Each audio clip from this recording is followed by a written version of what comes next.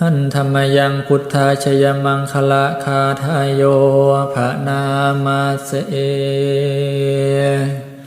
พาหุงสหาสมพินิมมิตาสาวุทันตังครีเม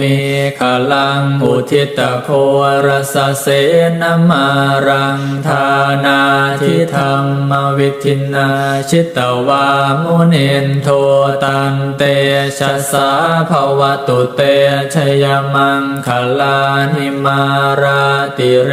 กมพิโยชิตาสาปราติงโค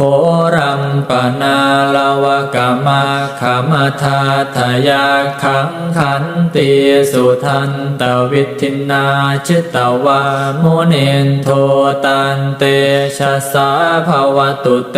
ชยมังคลานินาลาคิริงขชวรังอติมาตภู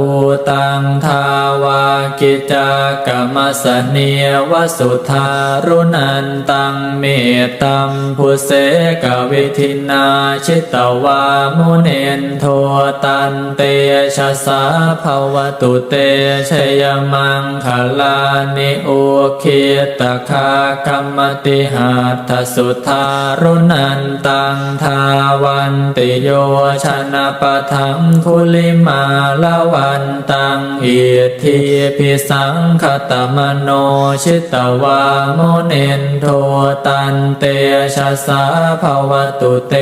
ชยมังคลานิกาตวานากาธมุทารังเยวคาพินิยาจินจายทัวทวจนังชนกายมัจเชสันเตนะโสมวิทินาชิตวามุนินโทตันเตชะสาภวตุเตชยมังคลานิสัจจังวิหายมติสัจจกวาทะเกตุงวาทาพิโรปิตมนังอติอันทภูตังปัญญาปเทียปัจฉลิโตชิตวามุนินโทตันเตชะสาภวตุเตชยมังคลานินันโท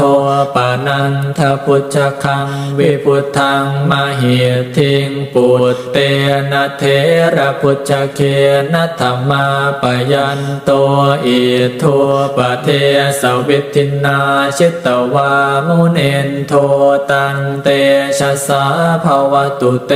ชยมังคลานิทุกขาหะเทียทิพุชฌเคนะสุทัตถะหาทังพรัมมังวิสุทธิจุติเมทิภกาพิธานังญาณาคเท